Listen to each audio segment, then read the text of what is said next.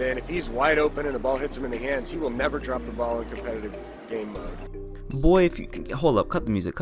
I swear to God, EA, I swear to the Lord Christ, if I drop one pass in an online head-to-head competitive match, I am recording it, I am sending them that video as well as this clip, and I'm demanding a refund. You must be out your goddamn mind making some statements like that, Clint. Goddamn. What's up, y'all? It's your boy TeyTheGod. Before I start this video, let me say this is all brought to you by Sports Gamers Online.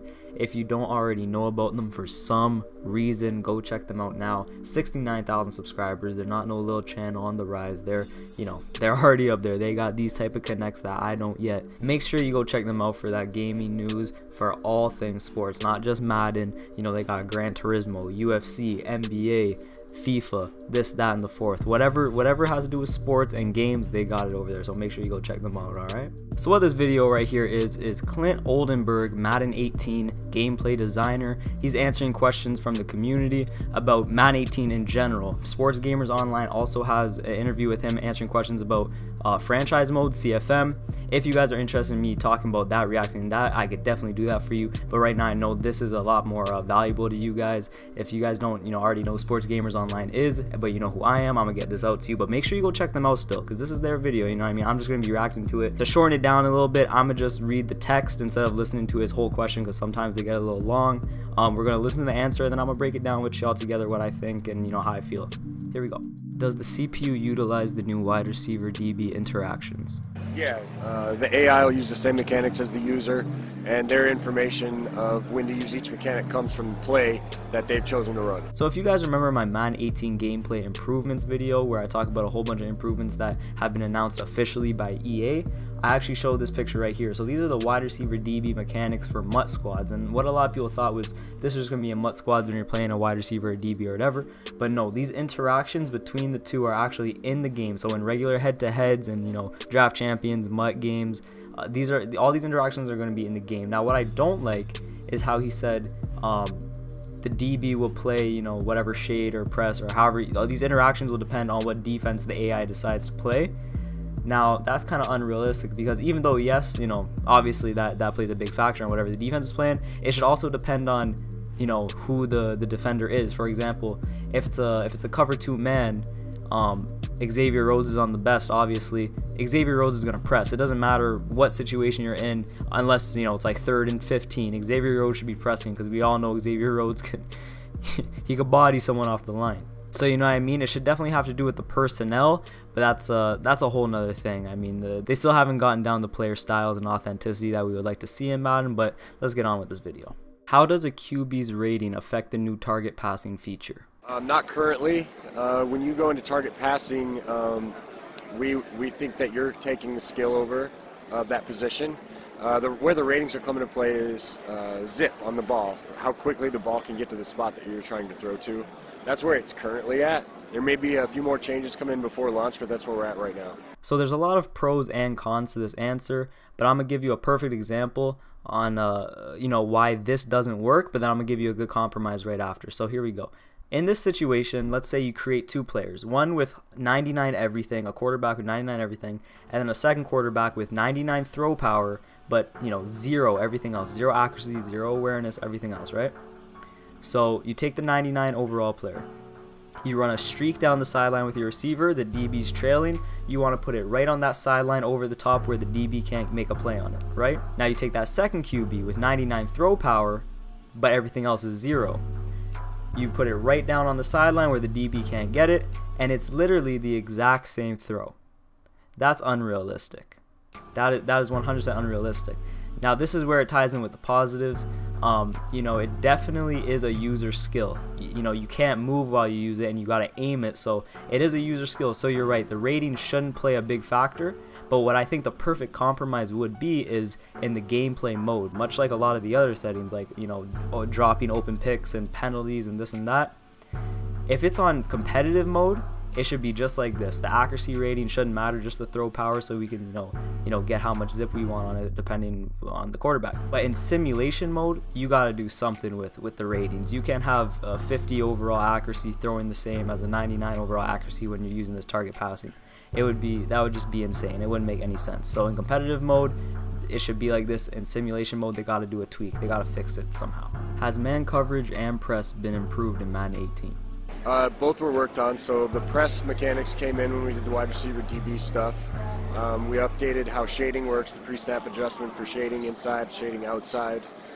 We did a lot of logic updates for man coverage. Really what we wanted to concentrate on was making shutdown man coverage corners reflect that in the game, so that you can have one of those guys and take away, that side of the field. First off, this is one of the most blasphemous things I've ever heard a Madden developer say, okay? Let's not lie and say we're going to make shutdown corners feel like shutdown corners. Alright, first off, I gotta say, DBs have gotten a lot better in the past few years, don't get me wrong. I've definitely seen the differences. I still, till this day, always get blown away sometimes, like, wow, that was a really good play by the DB. Like, that looked realistic, that looked sim, blah, blah, blah.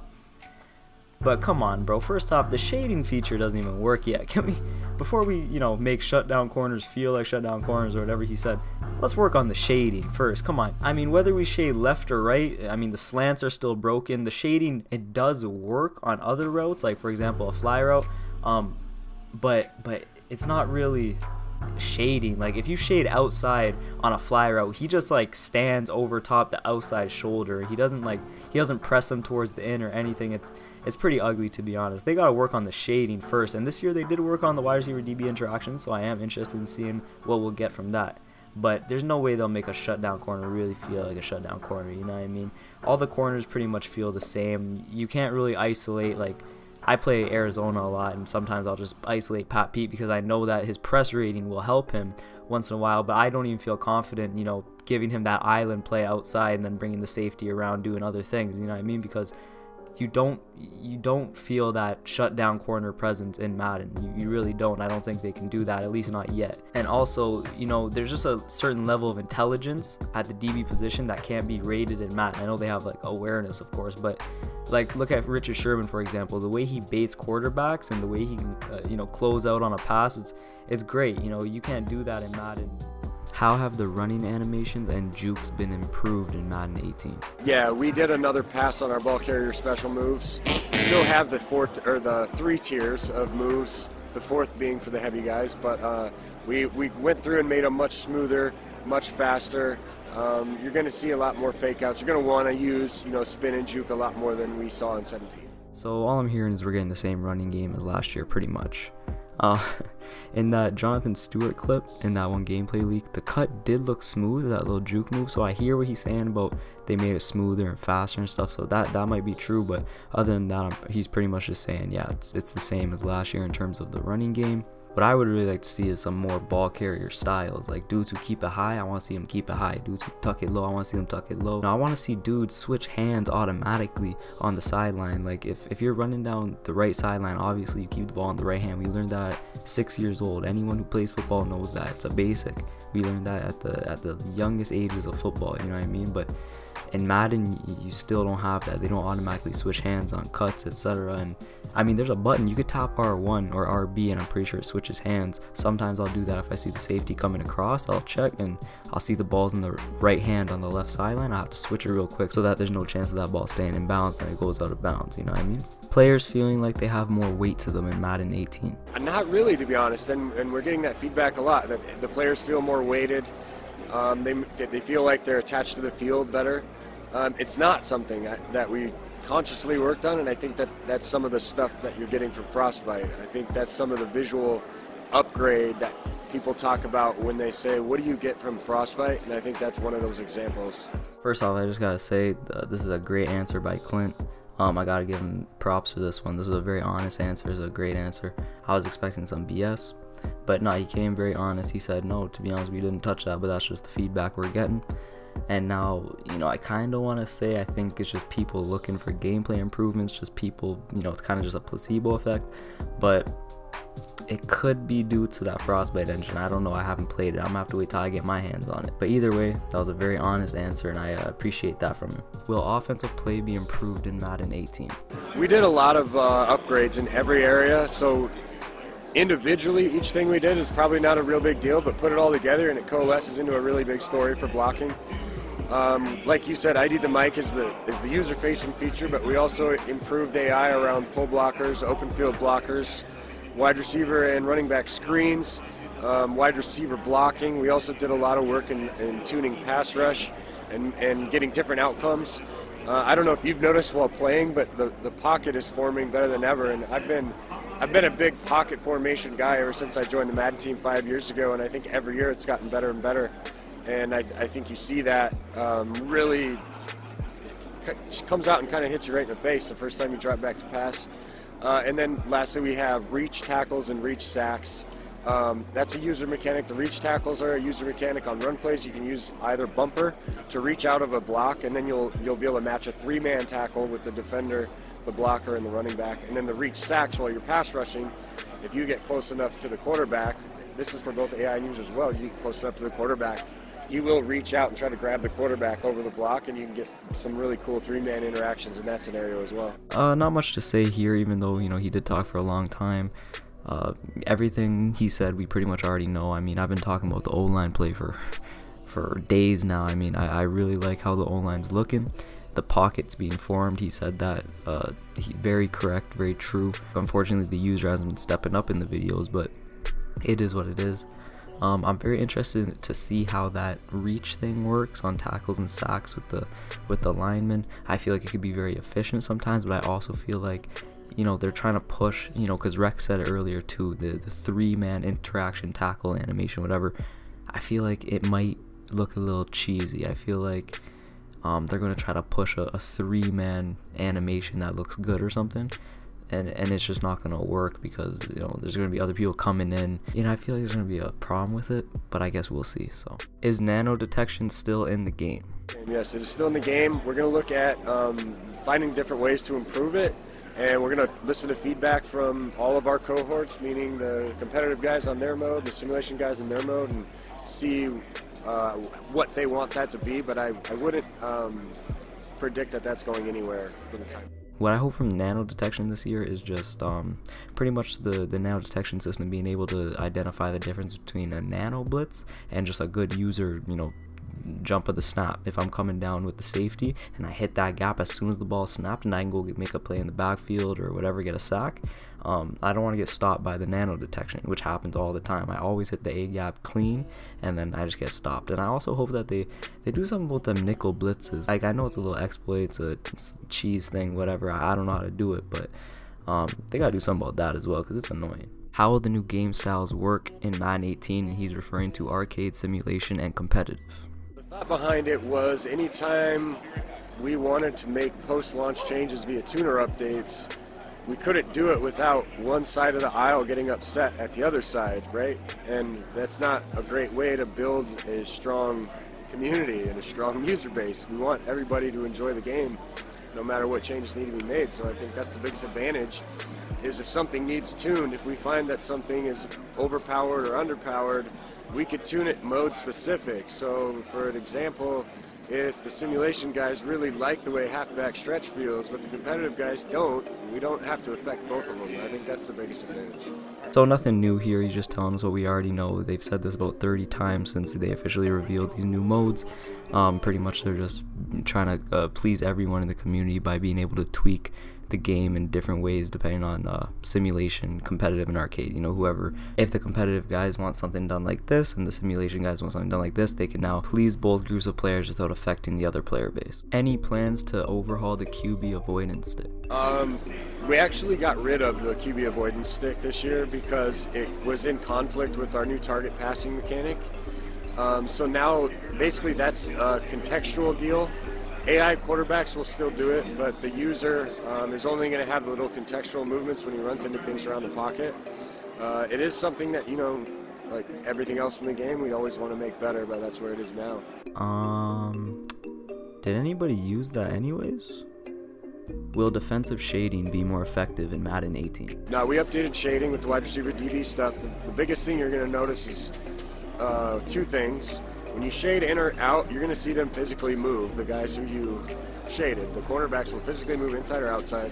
And if you have them pressing, they will press in that direction. So if you are shading outside, he's going to press them inside, or at least try to, and then the ratings are going to determine if he wins or loses that. And God is a prayer answering God. All right, let's go right back. Oh my God, y'all. Oh my God, are you telling me right now that in a football game, that if I tell my corner to shade outside, that he's gonna jam my receiver inwards? And if I tell him to shade him inside, he's gonna push him out? Oh my, I can't believe this. There's no way this could be in a football game. This is so innovative. We've never seen anything like this before. Oh my goodness. Yeah, that's one of those things that comes with those mechanics. Wow, that's awesome. How have drops been addressed in Madden 18? We've been working on catching all year, for 2 years, and a lot of those drop passes were just a major bug that we're still working out, trying to get nailed down. Time out. EA, you're telling me for the past 2 years that all the drop passes I've been getting are because of bugs? And you still haven't fixed it? What the hell are they paying you to do? Moving forward, all the ones that were not bugs is one of the other reasons we decided to do the game styles. On competitive, with what competitive game style is going to give you is if you have a receiver who's over a certain rating in catching, let's say 90, then if he's wide open and the ball hits him in the hands, he will never drop the ball in competitive game mode. Boy, if you... Hold up, cut the music.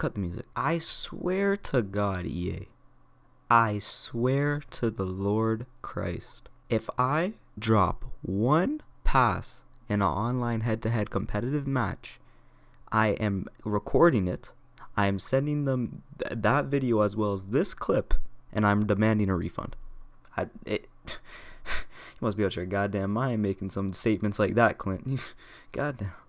In simulation, he still may have a 2% chance to drop it. So you're gonna get that randomness still on simulation that simulation guys embrace, whereas the competitive guys who don't want randomness deciding the outcome of their game is going to be reduced. What are some of the legacy issues addressed in Madden 18? Oh man, everything. Like I said, blocking, all the blocking stuff. Legacy is really how ID the mic was created. So now we've given you guys the tools to pick up any blitz that may be coming your way. We did a lot of work with, the common complaint that people stop run too well out of dollar, quarter, dime. Actually pretty heavy-handed there. If you have a weak box, weak tackle box, and the offense is in a heavy run formation, you're going to have a very, very hard time stopping the run. You're going to see a lot of guys getting pancaked, and it's going to make you not want to be in that defense, all game. That was the thing. Man, I don't think there was anything legacy that came out of 17 that we didn't go after. Are there any in particular you're curious about? So I'm just really hoping that by the end of this interview, Clint was just getting tired and started brushing the questions, because the dude asked him what are some legacy issues that have been addressed. He ended up saying everything, and then talked about 2 points. So that was the end of the interview right there. He talked about ID the mic, and if you're in a run heavy offense and they got a weak tackle box, you're gonna have a good run. That shouldn't even be a feature, to be honest. That's just a basic of football, but I'm not gonna get into a whole rant about that. So that's it, y'all. I know this video is coming up on 20 minutes, so I'm gonna stop right here. Shout out to Sports Gamers Online again for the interview and for the video. Go check them out if you haven't already. And shout out to all you who watched this whole video through. I know it's just an interview, so it's kind of boring, but I try to spice up a little bit and throw some entertaining stuff in there, make you guys laugh a little bit. But that's it, man. If you enjoyed the video, make sure you hit that like button and go check out Sports Gamers Online. If you're new, when you hit that subscription button, also hit that notification button. Join Notification Squad and never miss a video of mine. Also, you get first dibs at playing me on subscriber weekends. But that's it, y'all. It's TeyTheGod signing out. Peace.